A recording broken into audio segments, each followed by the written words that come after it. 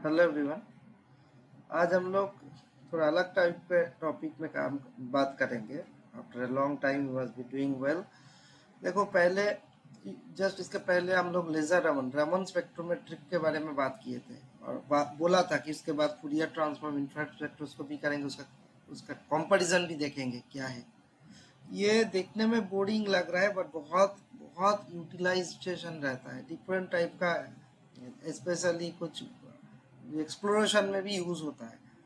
Uranium exploration में भी even use है, क्योंकि यूरेनियम का एक बायोफाइल टेंडेंसी है और ऑर्गेनिक मैटर का एनालिसिस में FTI, Fourier transform infrared spectroscopy बहुत यूज होता है।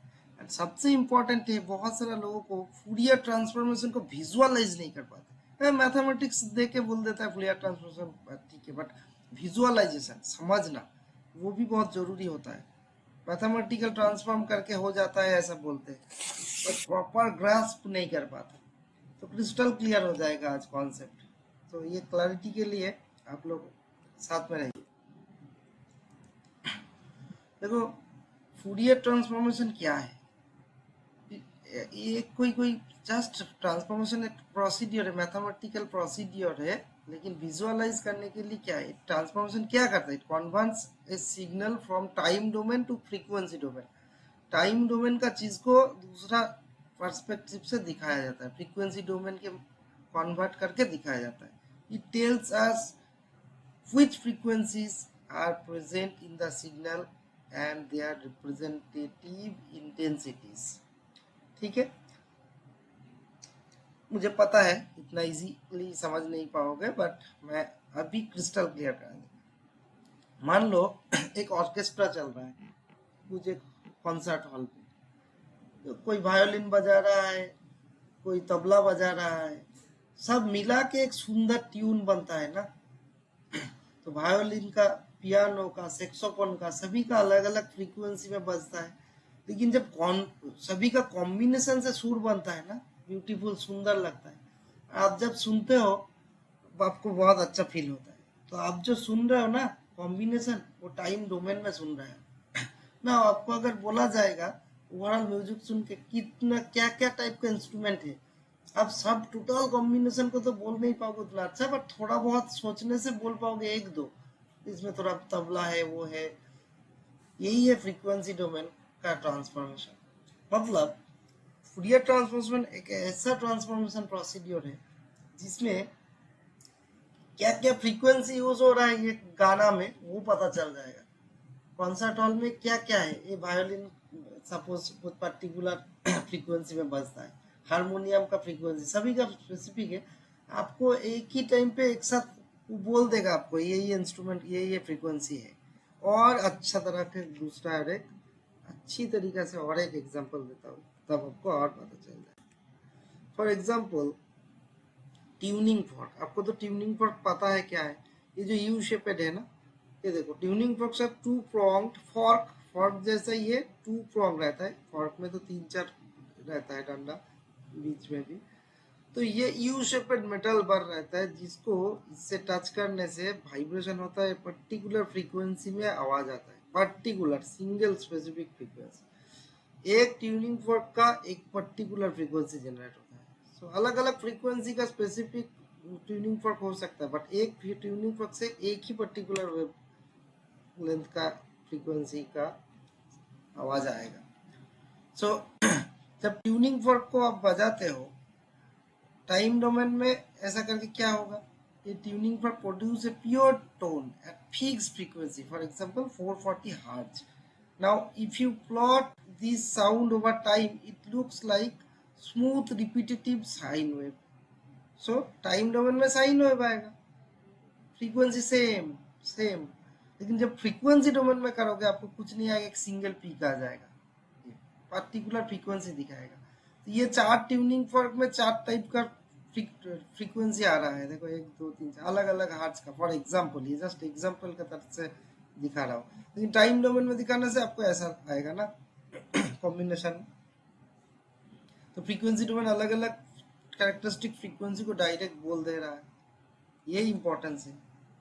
अभी इधर भी देखो, जैसे मैं कॉन्सर्ट हॉल का बात बोला, टाइम डोमेन में एक ये है ट्यूनिंग फॉर्क जैसा जो चीज है, सिंगल ट्यून देता है। बट वायोलिन में क्या होगा, कॉम्बिनेशन ऑफ ट्यून है, जब जोर से खींचोगे फ्रीक्वेंसी अलग होगा, धीरे से बजाने से अलग होगा। पियानो में भी अलग अलग फ्रीक्वेंसी का अलग अलग बटन रहता है ना। तो ओवरऑल कॉम्पाइल्ड सुर आता है, कॉम्पाइल्ड कॉम्बिनेशन का आवाज आता है। तो कॉम्बिनेशन का जो टाइम डोमेन का काम ऐसा रहेगा, लेकिन इसी को जब फ्रीक्वेंसी डोमेन में कन्वर्ट करोगे ऐसा अलग अलग अलग अलग फ्रीक्वेंसी दे देगा। सेम चीज है। और बेटर अंडरस्टैंडिंग के लिए फर्दर प्रिज्म सिंपल आपको विजिबल लाइट क्या है, मान लो टाइम डोमेन, जब प्रिज्म के साथ इंटरेक्ट करेगा वो अलग अलग फ्रीक्वेंसी में बढ़ जाता है ना। व्हाइट लाइट का जो जो जो कंपोनेंट रहता है, वायोलेट, ग्रीन, इंडिगो, सब कलर का, येलो, सब कलर का, रेड, सब आ जाएगा ना अलग अलग से। So it is also one type of Fourier transformation. ये विजुअल अंडरस्टैंडिंग के लिए मैं बोला। तो फिर आप जब व्हाइट लाइट मिल रहा है रॉ डेटा, आपको तो पता नहीं चले, आपको फर्दर डिटेल होने के लिए इस व्हाइट लाइट में क्या क्या है वो जानना चाहिए। तब ये प्रिज्म के साथ आओगे अलग अलग फ्रीक्वेंसी में बांट देगा। सेम चीज है। तो फूरियर ट्रांसफॉर्मेशन का इम्पोर्टेंस यही है। जब कोई सपोज कुछ मटेरियल का, कुछ सैंपल का पाउडर के साथ इंफ्रारेड, इलेक्ट्रोमैग्नेटिक स्पेक्ट्रम का जो पार्ट है ना इंफ्रारेड, वही यूज होता है ज्यादा। फूरियर ट्रांसफॉर्म इंफ्रारेड बोल ही दे रहा है ना। इंफ्रारेड कब होता है, विजिबल लाइट के बाद 0.7 माइक्रोमीटर मिलीमीटर के बाद, 0.4 to 0.7 होता है ना, तो उसके बाद हो जाता है इंफ्रारेड। विजिबल लाइट का पहले क्या होता है, अल्ट्रावायलेट होता है। ठीक है। तो ये जब आ जाएगा, कुछ एक पर्टिकुलर सैंपल के साथ इंटरेक्ट कर रहा है, सैंपल के साथ इंटरेक्शन में सैंपल के ऊपर इंफ्रारेड आएगा, सैंपल का मॉलिक्यूल को डिस्टर्ब करेगा, मॉलिक्यूल डिस्टर्ब होकर एक्साइटेड स्टेट में जाके फिर जब रिटर्न आएगा कैरेक्टरिस्टिक कुछ सिग्नल भेजेगा, पर्टिकुलर वेवलेंथ या फ्रीक्वेंसी का रे भेजेगा है। तो वो पर्टिकुलर जो फ्रीक्वेंसी है, आपको तो ओवरऑल सब कुछ एक साथ मिलेगा, लेकिन ये फूरियर ट्रांसफॉर्मेशन अलग अलग पीक बना देगा। और अच्छी तरह समझाएंगे। So overall I hope Fourier transformation क्या है इतना तक तो आपको पता चल गया। Now for FTIR spectroscopy total instrumentation को पहले एक बार देख लेते हैं, सब चीज क्लियर हो जाएगा। आपको जस्ट स्टेबल माइंड से सुनना है। देखो इसमें 5 कंपोनेंट हमेशा याद रखना है। Number 1 is source. So infrared energy is emitted from A glowing black body source. This beam passes through aperture which controls the amount of energy presented to the sample, ultimately to the detector definitely. So ये है source interferometer। उसके बाद properly interferometer क्या करता है, the beam enters into interferometer where spectral encoding takes place. The resulting interferometer signal then exits the interferometer। उसके बाद sample में आता है। इधर स्पेक्ट्रल कोडिंग मतलब नोन हो जाता है कि ये पर्टिकुलर टाइप का स्पेक्ट्रम हम भेज रहे हैं। देन सैंपल में इंटरेक्ट होता है, सैंपल से जो चीज निकलेगा, सैंपल का इंटरेक्शन का पहले और इंटरेक्शन के बाद, वो चीज समझना बहुत जरूरी है। तो इंटरेक्शन के बाद डिटेक्शन डिटेक्ट करता है। इंटरफेरोमीटर तो ऑलरेडी नोन एक पर्टिकुलर फ्रीक्वेंसी भेज रहा है, फ्रीक्वेंसी एंड वेवलेंथ जो भी बोलो भेज रहा है। सैंपल के इंटरेक्शन के बाद डिटेक्टर फिर पता कर रहा है, तो इंटरफेरोमीटर से क्या निकला था, डिटेक्टर अभी क्या रिसीव कर रहा है आफ्टर इंटरेक्शन, वो चीज बहुत इंपॉर्टेंट। वही चीज डिटेक्टर फाइनली किसके माध्यम से आपको रिप्रेजेंट करेगा, इंटरफेरोग्राम बोलते हैं जिसको, कंप्यूटर के माध्यम से, तब ये स्पेक्ट्रम जनरेट होता है। एंड देखो वेव नंबर बोल रहा है ना, यही है फूरियर ट्रांसफॉर्मेशन। वेव लेंथ नहीं बोल रहा है, wave number. Frequency and wavelength में क्या होता है, इनवर्स रिलेशनशिप होता है। सो 1/, वेवलेंथ को वेव नंबर आप बोल सकते हो पर सेंटीमीटर, वेवलेंथ मतलब सेंटीमीटर, पर सेंटीमीटर मींस वेव नंबर। सो टाइम डोमेन में डायरेक्ट आपको वेवलेंथ बोल सकते थे, बट अभी देखो वेव नंबर से बात कर रहे हैं। सो बेसिस एक बार थोड़ा जान लेते हैं, इंटरेक्शन क्या होता है ना। देखो spectroscopy is the study of matter, कोई भी स्पेक्ट्रोस्कोपी, रमन स्पेक्ट्रोस्कोपी भी बात कर रहे थे ना, कोई भी इलेक्ट्रोमैग्नेटिक स्पेक्ट्रम का पोर्शन यूज होता है। जैसे रमन में क्या क्या यूज होता है, विजिबल लाइट होता है, थोड़ा थोड़ा कभी कभी इंफ्रारेड भी हो सकता है।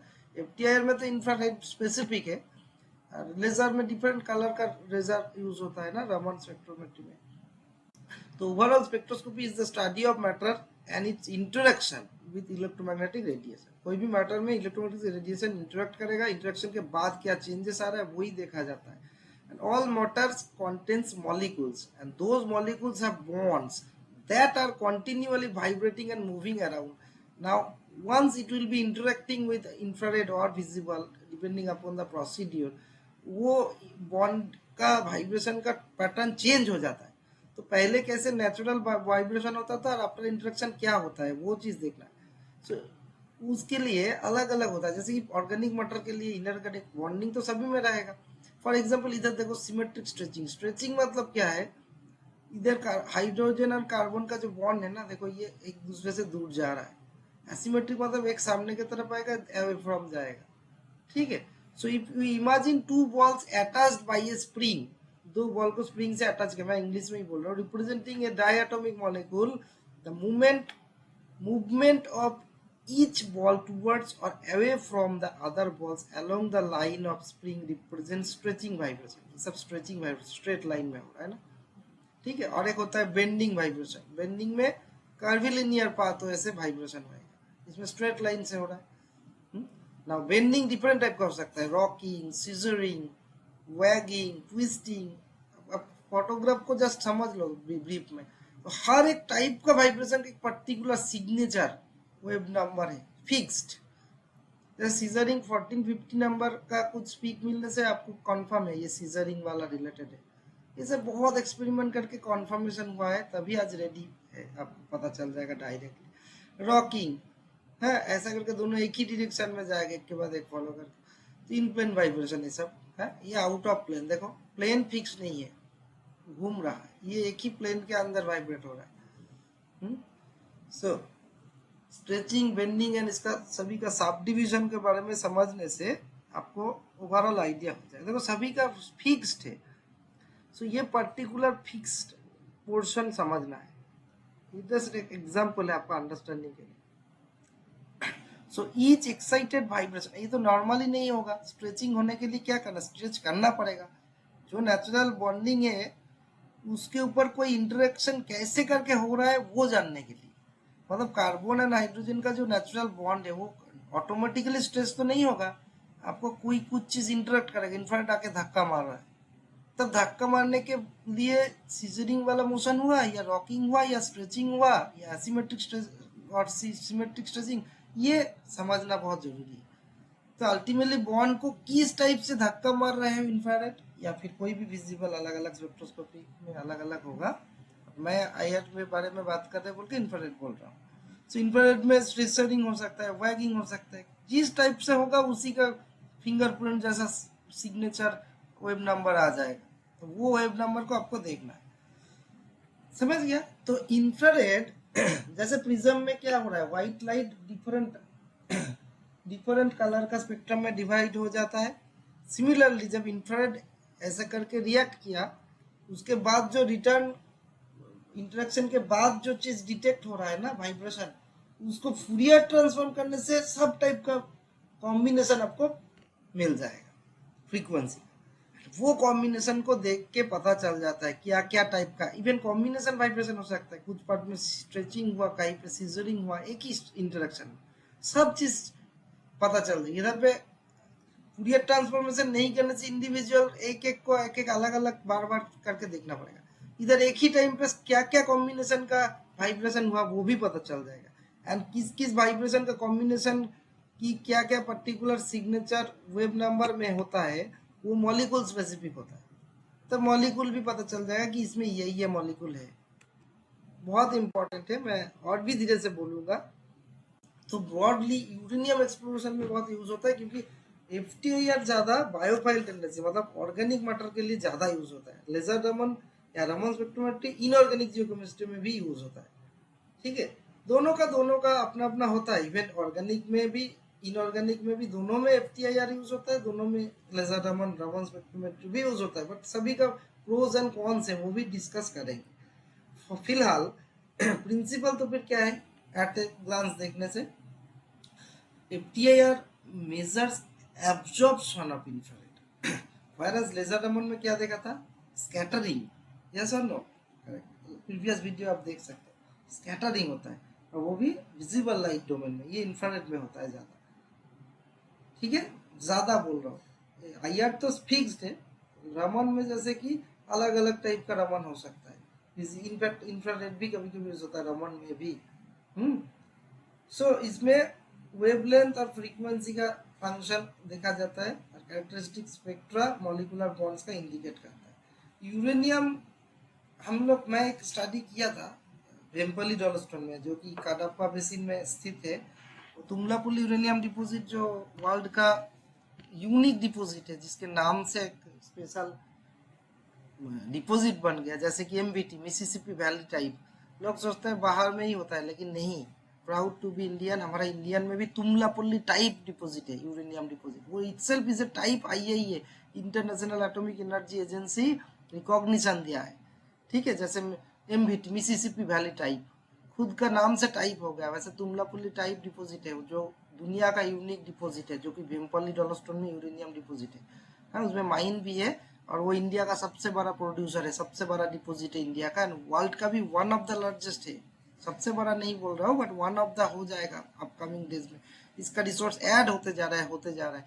फिलहाल जब तक मैं जॉब में था AMD में, तब तक तो 3 लाख 3.5 लाख टन तक चला गया था। अभी का मुझे कुछ पता नहीं क्या अपडेट है, बट ऑफकोर्स उसी में मैं ऑरिजिन के बारे में स्टडी किए थे, जो कैसे जेनेसिस हुआ था यूरेनियम का मिनरलाइजेशन, क्योंकि यूनिक टाइप है, डॉलस्टोन में होता नहीं। तो वेम्पली डॉलस्टोन में यूनिक क्यों हुआ था और रोल ऑफ ऑर्गेनिक मैटर, उसके बारे में हम लोग स्टडी किए थे। वो पेपर भी इसमें अपकमिंग स्लाइड्स में मैं बोलूँगा briefly, of course briefly, not elaborate, क्योंकि आप पढ़ सकते हो, ऑनलाइन में फ्रीली अवेलेबल है। स्प्रिंजर का एक journal of geological society of India में हुआ था, 2016-17 में हुआ था। सो डॉलस्टोन सैंपल्स, इसमें सैंपल प्रिपरेशन बहुत जरूरी होता है। KBr पोटेशियम ब्रोमाइड यूज होते हैं पैलेट बनाने में, एटिन्यूएशन ATR पाउडर भी यूज होता है एटिन्यूएशन रिफ्लेक्टर से ये करने के लिए। नाउ फिंगरप्रिंट रीजियन को थोड़ा समझना है, जैसे कि कार्बोनेट्स, हम लोग तो डॉलस्टोन के बारे में स्पेसिफिकली बात कर रहे हैं, बिकॉज कार्बोनेट वेम्पली डॉलस्टोन का सैंपल हम एनालिसिस किया था, 30 सैंपल एनालिसिस किए थे, तो डायरेक्ट एग्जांपल भी दूंगा। सो देखो ये फिक्स्ड है, देखो फॉर एग्जांपल इंफ्रारेड जब डॉलस्टोन का साथ इंटरेक्ट करेगा, डॉलस्टोन में क्या होता है, CaMgCO3 2, तो CO3 रहता है कार्बोनेट। सो कार्बोनेट रहने से फिक्स्ड पीक होता है, 1400 to 1500, 870, 880, ये सब कॉम्बिनेशन ऑटोमेटिक मिलता है। दिस कॉरेस्पॉन्ड्स टू देखो asymmetric and out of plane bending vibration of carbonate, CO3 minus minus. So carbon and oxygen का, कार्बन एक और 3 ऑक्सीजन, इसका जो जो मॉलिक्यूल बनता है, वो बॉन्डिंग को देखो एसिमेट्रिक होता है, जो कि आउट ऑफ प्लेन बेंडिंग अभी दिखाया था ना। आउट ऑफ प्लेन क्या है, प्लेन चेंज होते रहेगा, सेम प्लेन में नहीं, ये इन प्लेन, ये आउट ऑफ प्लेन। एंड ये CH का दिखा रहा हूँ, उसमें CO3 मतलब कार्बन एंड 3 ऑक्सीजन आ जाएगा। ये चीज समझो, बेंडिंग वाइब्रेशन, ये सब समझ जाने से आपको इजी रहेगा। सिमिलरली ऑर्गेनिक मैटर जैसे कि हाइड्रोकार्बन, CH, स्ट्रेचिंग, CO, सभी का फिक्स रहता है पीक का रेंज 800 से 3000 के होने से ऑर्गेनिक मैटर डेफिनेटली है 1700। देखो कितना सुंदर है। यूरेनियम एसोसिएशन रहने से 900 से 1100 में पीक मिलेगा। यूरेनिल आयंस का सिग्नेचर आता है। तो आपको जितना करोगे आपको उतना आइडिया मिलेगा, आपका एक्सपीरियंस बनेगा। So how does it look like, देखो ऐसा एक ट्रांसमिटेंस इस साइज में है, कितना एम्पलीट्यूड, वेव नंबर तो इसमें देखो कितना सारा वेव नंबर का पीक बन रहा है, वो इम्पोर्टेंट है। ठीक है, चलो एक को देखते हैं तो फिर है। इधर देखो 500 से लेके 3500, 3500 तक वेब नंबर में पीक जनरेट हो रहा है। सबसे बड़ा पीक देखो 1400, 1441, 1047, 878 ऐसा जगह पे हो रहा है ना। सो हम इससे नैरो डाउन करेंगे। देखो फर्स्ट ऑब्जर्वेशन क्या है, देखो 1700 के आसपास में जनरली पीक होने से क्या बोलते हैं, कार्बन ऑक्सीजन का स्ट्रेचिंग रहता है, डबल बॉन्ड का है, ऑर्गेनिक कंपाउंड्स का सिग्नेचर रहता है। तो भी देखते इधर 1700 के सामने कोई पीक नहीं है। सो ऑर्गेनिक मैटर बहुत कम है, ठीक है। नाउ 880 एंड 1080 के आसपास होने से consistent carbonate and phosphate association रहता है। इधर देखते हैं, ये देखो 878.71, 880 के आसपास, एंड ये 1080 बोल रहा है, 1047 आसपास में। सो बहुत चांसेस है कि फॉस्फेट एंड डोलोमाइट है, कार्बोनेट है। Definitely this is impure dolostone, phosphate and carbonate तो रहेगा ही। कडप्पा में ऑलरेडी प्रूव्ड है, इवन ये पेट्रोग्राफिकली कन्फर्मेशन है। सो देखो कितना अच्छी तरह ये पीक भी बन जा रहा है ना। नंबर 2, यूरेनियम का क्या है, पीक्स नियर 1415, 1415 के आसपास होने से एसिमेट्रिक स्ट्रेचिंग होता है, एंड 870 के सामने बेंडिंग होता है, मतलब बेंडिंग रिलेटेड पीक बनेगा। एंड ये यूरेनियम रहने से पीक स्लाइडली शिफ्ट होता है, देखो, ठीक है। क्या बोल रहा है, peaks near 1415 and 870 shift slightly when uranium is present, suggesting interaction between uranium and carbonate materials. So carbonate में यूरेनियम तो बहुत रेयर रहेगा, बट रहने से बॉन्ड बैंड का जो पीक होगा उसका पोजीशन चेंज हो जाएगा, ठीक है। 1415 एंड 870 का जो पीक बनता है वो स्लाइटली शिफ्ट हो जाता है, देखो इसमें 1415 का शिफ्ट हो गया 1441, तो यूरेनियम थोड़ा है बोल के हो रहा है, 878 हो रहा है, 870 के आसपास में है। बात को समझो ये नेचुरल पीक है, लेकिन यूरेनियम रहने से स्लाइटली अलग हो जाता है, ठीक है। और एडिशनल पीक्स एट 1550 पर सेंटीमीटर, वो एरोमेटिक हो, जो कार्बन कार्बन का ट्रिपल बॉन्ड होता है वाइब्रेशन, उसके लिए ह्यूमिक सब्सटेंस रहने से तब बनता है 1550। इधर देखो 1550 का कोई पीक नहीं है। सो ओवरऑल विम्पल डोलोस्टोन में बहुत कम है। और एक पीक देख लेते हैं, एक ही सिंगल से हर चीज पता चलेगा ऐसा जरूरी नहीं है। सो आपको थोड़ा बहुत मैं आइडिया दे रहा हूँ, आप जितना करोगे आपको आइडिया बनेगा ये सब, ठीक है। इधर भी देखो मोरल सेम रहेगा, 1800 के आसपास में क्या पीक बनता है, कुछ है क्या, देखो नहीं है, ठीक है। सो मेनली यूरेनियम रहने से जो पीक्स नियर 1415 एंड 870 रहता है, स्लाइटली यूरेनियम रहने से शिफ्ट हो जाएगा, तो 1400 के आसपास में। इधर तो खैर ज़्यादा पीक है नहीं, वाइट वाला पीक है। तो ये तो बहुत ऑर्डिनरी जनरल स्टेटमेंट है, इससे ज़्यादा हम पेपर के बारे में भी बात करेंगे तब आपको और क्लियर होगा। पीक शिफ्ट्स एंड इंटेंसिटी के बारे में थोड़ा आइडिया करना बहुत जरूरी है, because shifts in carbonate peaks suggest uranium incorporation और इंट्रोडक्शन विद डोलोमाइट और calcite. The intensity of organic matter peak correlates with concentration of organic compounds which may enhance uranium retention. So एक comparative analysis होना बहुत जरूरी है, क्योंकि डोलोस्टोन from uranium rich regions often show enhanced organic peaks। हालांकि कैरोजिन बहुत dilute हो जाता है, खराब हो जाता है विद टाइम, प्रोटोजोइक का टाइम का डोलोस्टोन होने से प्रॉब्लम, रिसेंट में होने से ये सब स्टडी बेटर आता है, क्योंकि ऑर्गेनिक मैटर का कंटेंट ज़्यादा रहता है। इसमें क्या है ना, टाइप 4 ऑल्टर्ड हो जाता है, मैच्योरिटी होके मैक्सिमम केरोजिन खत्म हो जाता है, खराब हो जाता है, और लीच आउट भी हो जाता है ऑक्सीडाइज्ड एनवायरनमेंट में। So overall FTI data combine with geological context, आपको जियोलॉजिकल कॉन्टेक्स्ट भी ब्रॉडली समझना चाहिए, तब आपको ब्लाइंडली आपको बुकिस टाइप से इंटरप्रेट होने से मिस्टेक होने का चांस भी रहता है। तो आपको बुकिस भी होना है, आपको प्रैक्टिकल भी होना है, तो दोनों चीज का कॉम्बिनेशन, आपको फील्ड का सेटिंग भी जानना बहुत जरूरी है ना, वरना ब्लाइंड ये होने से वो होता है, ये पीक मतलब वो डेफिनेटली है, ऐसा करके नहीं होता है। आपको ओवरऑल एक आइडिया तो होना ही है, ठीक है। सो ओवरऑल हम जो पीक दिखा है ना, उसमें जनरली ये याद रख लो, स्ट्रॉन्ग पीक्स एट 1450 टू 8800, 880 वो कार्बोनेट रहता है, नॉन यूरेनिफेरस, सपोज लो यूरेनियम तो ये 50, लेकिन जब यूरेनियम रहेगा, देखो 1450 के जगह 1415 में हो जाएगा, 880 के जगह 870, स्लाइट शिफ्ट हो जाता है। देखो कार्बोनेट विथ यूरेनियम होने से 1415 870 ऐसा में पीक बनेगा, और यूरेनियम नहीं रहने से 1450 880। देखो कितना प्रिसाइज रहता है, लेकिन होता है सच में ही। Weak organic peaks organic matter कम रहने से ऑर्गेनिक का खुद का एक पीक बनता है 2900 के आसपास में, लेकिन डिस्टिंक्ट पीक यूरेनियम रहने से ऑर्गेनिक मैटर का एसोसिएट 2920 में बनता है, सब 1700 में बनता है। स्मॉल पीक 910 में बनता है यूरेनियल कॉम्प्लेक्स। तो ये सब आपको जस्ट इंफॉर्मेशन दे के रख रहा हूँ, ये सब को ढूंढना है आपको स्पेक्ट्रम में देखने से, वो होने से आपको पता चलेगा। आपको फॉर डिटेल्स आप ये पेपर देख सकते हो रोल ऑफ ऑर्गेनिक मैटर जो मैं बोल रहा था, मैं खुद ही लिखा था। इसमें मैं क्या किया था, विम्पली डॉल्स्टन का 30 सैंपल को लिया था, यूरेनिफेरस सैंपल, यूरेनियम का डिफरेंट कॉन्सेंट्रेशन था, वो सैंपल को लेके इसमें डायरेक्टर सभी मिलके एक बहुत अच्छा काम हुआ था। Part of MTech BRC Bhabha atomic research centre में मैं जब था, वो एमटेक के कारिकुलम था, तो डायरेक्टर बहुत खुश हुए थे उस टाइम का, सभी लोग हमको अप्रिशिएट किए थे। तो डायरेक्टर खुद भी है उस टाइम, ए के राय, डॉक्टर ए के राय थे, जो कि अभी रिटायर्ड हो गए। तो उस टाइम बहुत अच्छा वर्किंग एनवायरनमेंट था, तो बढ़िया से काम हुआ था, नो पॉलिटिक्स नथिंग। बाद में एनीवे लेकिन इस टाइम जो था मेरे लिए बहुत अच्छा टाइम था, बिकॉज बहुत पॉजिटिव एनवायरनमेंट था, साइंस होता था उस टाइम।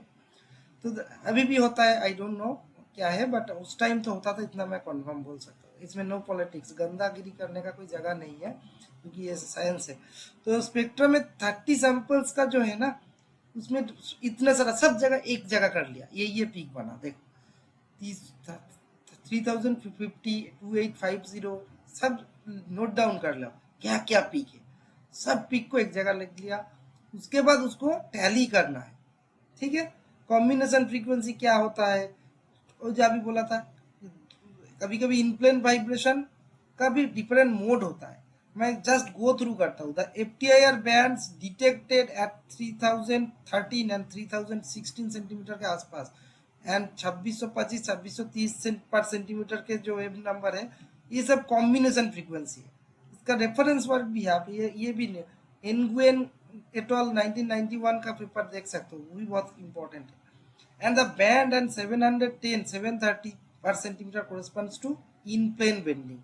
So एक कॉम्बिनेशन फ्रीक्वेंसी है, जो जितना हायर रेंज में जाओगे, और कम वाला में इन प्लेन बेंडिंग है मोड है। सो कार्बोनेट इन डोलोमाइट स्ट्रक्चर इसको पता करा देता है, फिक्स्ड हो जाता है, क्योंकि bands and 2625 to 2630 and 710 to 730 are attributed to dolomite in the sample. So 2625 और 30 के बीच में, और 710 730 का बीच में अगर पीक बने, ये दो कॉम्बिनेशन डेफिनेट डोलोस्टोन को, डोलोमाइट का प्रेजेंस को कंफर्म करता है। तो हमको तो पता ही है ऑलरेडी डोलोस्टोन, बट फिर भी आप पीक से भी कंफर्म कर रहा है। यही तो है, क्वालिटेटिव से क्वांटिटेटिव में धीरे धीरे घुसते हैं ना। So the absorption band at 2600 से 2550 रीजन इंडिकेट एसिड बॉन्डिंग, ये इंपॉर्टेंट है। हमारा सैंपल में बहुत सारा सल्फाइड्स का इंपॉर्टेंस था, सल्फाइड रहने से क्या एसिड बॉन्डिंग बनेगा, ठीक है। तो तब देखो 2600 2550 ऐसा जगह पे पीक बनेगा। आपको पीक और एक बार दिखा देता हूँ, ये देखो 2550 2600 के आसपास में सब पीक बन रहा है सभी में। देखो 2500 2650 सभी में मिलेगा, छोटा बड़ा इधर देखो 2530 2629 है, 2530 2630 ऐसा देखो। सो एसिड बॉन्डिंग कब हुआ बोला मैं अभी, देखो एसिड बॉन्डिंग 2600 से 2550 के बीच में, तो एसिड होने का लाइक्लीहुड बन गया है ना। तो in the spectra of this carbonate samples, out of plane bending that is nu two asymmetric stretching and in plane bending, ये सब आप जितना स्टडी करोगे तब पता चलेगा। 5 मिनट का टॉक से उतना सब चीज इजीली समझना नहीं, लेकिन ओवरऑल एफटीआर का आइडिया आपको हो गया है कि नहीं। नाउ इधर पे हमारा सैंपल में बहुत पानी था, तो वाटर मॉलिक्यूल का प्रेजेंस भी कंफर्म हो जाता है। 3300 3500 में जो पीक बनता है ना, देखो वो बाउंड वाटर रहता है, मैंने आपका लैटिस में वाटर H2O रहता है molecule. So bands and at 1035 1045 775 800 ये सब होने से सिलिकॉन ऑक्सीजन वाइब्रेशन बन रहा है। तो एनीवे आपको पढ़ने से आपको पूरा पता चलेगा। सो हमारा ओवरऑल ऑर्गेनिक मैटर बहुत कम था, लेकिन सल्फाइड था। सल्फाइड होने से क्या होता है ना, sulphide act as reductant, it is proxy of H2S, pyrite. कैसे होता है, H2S plus metal, metal sulphide, तो S plus 2H H2S, H2S का ये रिएक्शन देखो, इवेंचुअली पाइराइट बनेगा। जो ऑक्सीजन को क्या करता है ना, रिडक्शन होने में मदद करता है, U2 प्लस को U+4 कर देता है। हाँ, आप चाहे तो इसको जस्ट पॉज करके देख सकते हो, या एक्चुअल पेपर पढ़ने से तो आपको बहुत बढ़िया लगेगा। ये एट ए ग्लांस क्या क्या कॉम्बिनेशन फ्रीक्वेंसी है वो दिया गया, आप वो पेपर पढ़ो, मैं जो पास पेपर दिखाया, एंड देन आपको पूरा पता चल जाएगा। सो ओवरऑल क्या है ना, इनऑर्गेनिक ऑर्गेनिक के बारे में समझना चाहिए, क्योंकि इनऑर्गेनिक ऑर्गेनिक रिएक्ट इंटरेक्शन का टाइप का इंसिडेंट है, क्योंकि डॉलरस्टोन जो है, लाइमस्टोन, और organic matter and uranium. Uranium कहाँ से, एक्चुअल सोर्स क्या है, इनऑर्गेनिक सोर्स। बाद में इसका बायोफाइल टेंडेंसी है बोल के अट्रैक्टेड होता है, मॉलिक्यूलर रिलेशन एस्टेब्लिश होता है। इवन मॉलिक्यूलर रिलेशन अगर नहीं भी हो, फंक्शनल ग्रुप के साथ अटैच ना भी हो, तब भी एब्जॉर्ब कर सकता है, physical property absorb, AD, absorption होता है। तब क्या है ना, थोड़ा रॉकीबल पाइरोलिसिस करने से, गर्म कर देने से स्पेक्ट्रम बनता है, वो अलग टाइप का है, उसका रॉकीबल पाइरोलिसिस अलग चीज है, उसके बारे में अलग से बात करेंगे, ठीक है। तो वो मॉलिक्यूलर रिलेशन फंक्शनल ग्रुप के साथ भी हो सकता है या फिजिकली अट्रैक्टेड भी हो सकता है। तो इधर मैक्सिमम देखा गया था फिजिकल ट्रैपिंग है, फिजिकली एडजॉर्प्शन है। तो इसीलिए फंक्शनल ग्रुप वाला ऑर्गेनिक मैटर एंड यूरेनियम का इंटरेक्शन वाला पीक बना नहीं था, लेकिन सल्फर का पीक आया था।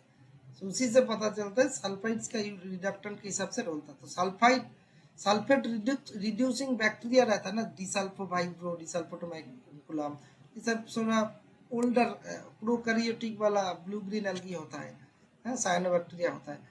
तो जो रिडक्शन होने में मदद करता है, रिडक्टेंट एक्ट एज रिडक्टेंट। तो वो जो आपको ऑलरेडी रिएक्शन दिखाया। सो एट द एंड आपको ये चीज देखो, रमन स्पेक्ट्रोस्कोपी और FTIR स्पेक्ट्रोस्कोपी को एक at a glance comparative study देख लो, क्योंकि प्रीवियस वीडियो में भी मैं बोला था आफ्टर FTIR हम लोग कंपैरिजन करेंगे। तो प्रिंसिपल वाइज देखो, रमन स्पेक्ट्रोमेट्री डायरेक्टली मेजर करता है scattering of light due to molecular vibration, that is called Raman scattering. Raman scattering पहले ही बोला था, इनइलास्टिक, स्ट्रोक्स, एंटी स्ट्रोक्स। आप रमन स्पेक्ट्रोस्कोपी वाला वीडियो देखने से आपको तो इजीली पता चलेगा। whereas FTIR measures absorption of infrared light। इधर देखो, लाइट डिफरेंट लाइट हो सकता है, मैं बाद में बोलता हूँ, लेकिन FTIR में स्पेसिफिक इंफ्रारेड ही यूज होता है मॉलिक्यूलर वाइब्रेशन के लिए। इसमें एब्जॉर्प्शन होता है, उसमें स्कैटरिंग होता है। रमन में स्कैटरिंग, IR में, FTIR में, स्पेक्ट्रोस्कोपी में एब्जॉर्प्शन। सो वाइब्रेशन अल्टीमेटली ट्रांजिशन होता है। लाइट सोर्स देखो, रमन स्पेक्ट्रोमेट्री में मोनोक्रोमेटिक लेजर यूज होता है, इधर विजिबल और NIR, नियर इंफ्रारेड, और यूवी अल्ट्रावायलेट भी होता है। सो विजिबल का पहले अल्ट्रावायलेट एंड विजिबल के बाद इंफ्रारेड। तो वाइड रेंज होता है रमन में, इसमें स्पेसिफिक इंफ्रारेड ज्यादा यूज होता है FTIR में। IR तो बोल के रख रहा है ना, FTIR, सो नाम से पता चल रहा है। Now sensitivity to functional group देखने से, it is based for non polar bonds, that is Raman spectrometry non polar bond में ज्यादा अच्छा होता है, जैसे carbon carbon, sulphur sulphur. And polar bond में यूज होता है थोड़ा बेटर FTIR, जैसे OH bond, CO bond, NH bond है। वाटर इंटरफेरेंस, पोलर पोलरिटी आया तो वाटर के बारे में बात होगा ही, है ना।